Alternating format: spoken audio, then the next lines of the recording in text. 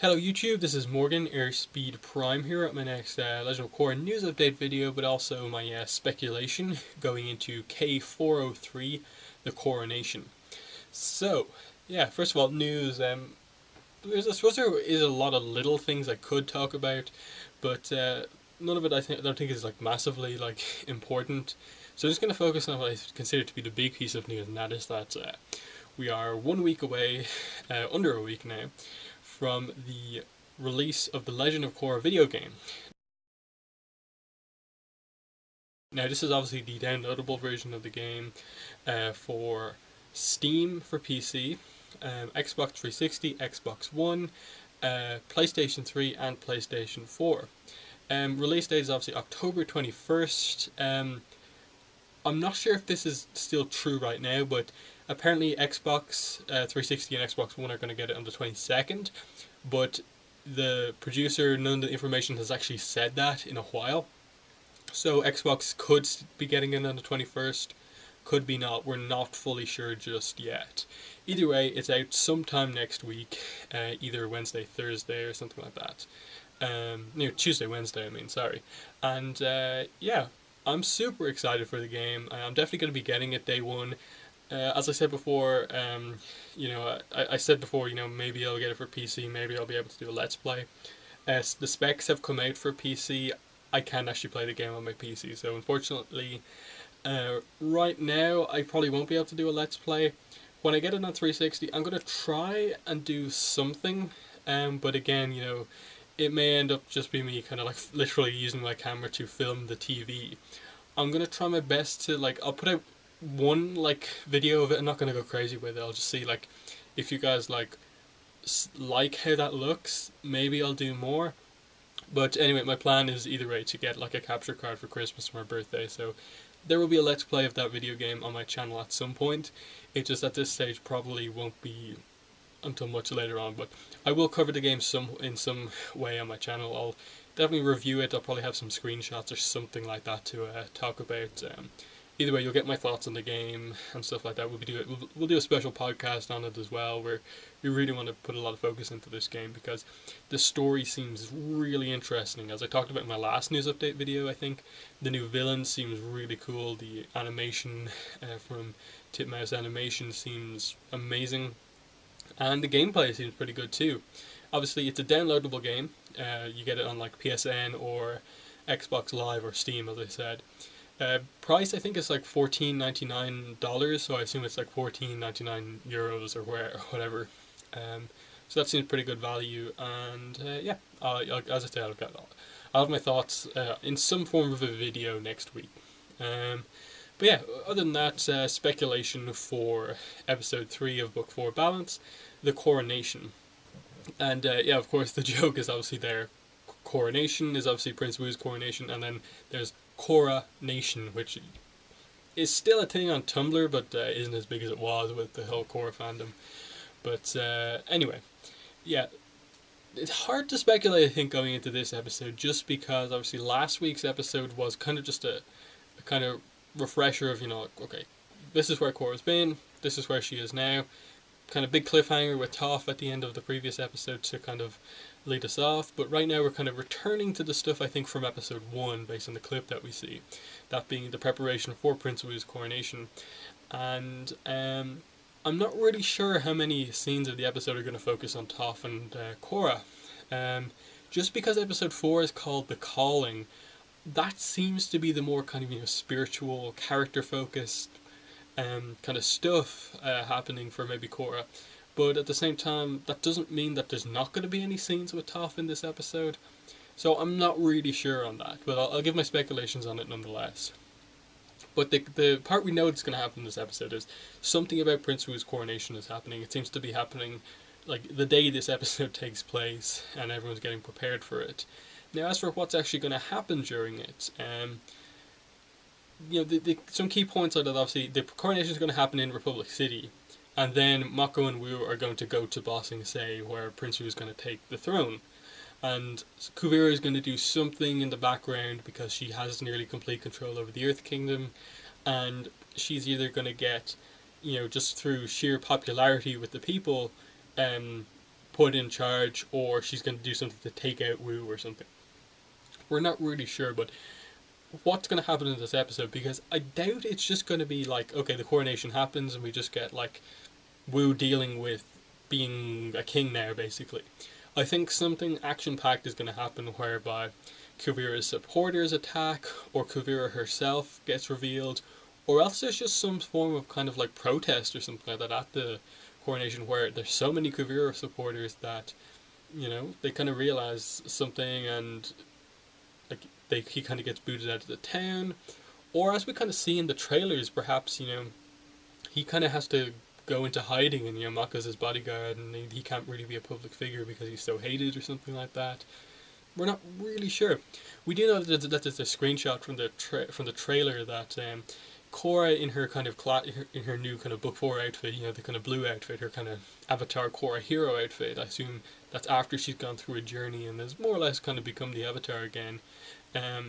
She comes back to the city and is with Asami and Mako protecting Wu, and it looks like they're in Republic City, or else they're kind of maybe in Ba Sing Se somewhere, but to me it looks more like Republic City or some ship that they're on. It's hard to tell, because either way, you know, Republic City is, like, in terms of the physical land space, it's part of the Earth Kingdom, even though it's like technically not that. It's a nation of its own, more or less. It's still on the same land as the Earth Kingdom, so like there's no need for him to take a boat or anything like that. So maybe it's on a train, which could make sense. But then there's loads of other clips in the trailer, like at some point Korra in her, you know, Earth Kingdom attire confronts Kuvira or something like that on the field. So when does that happen?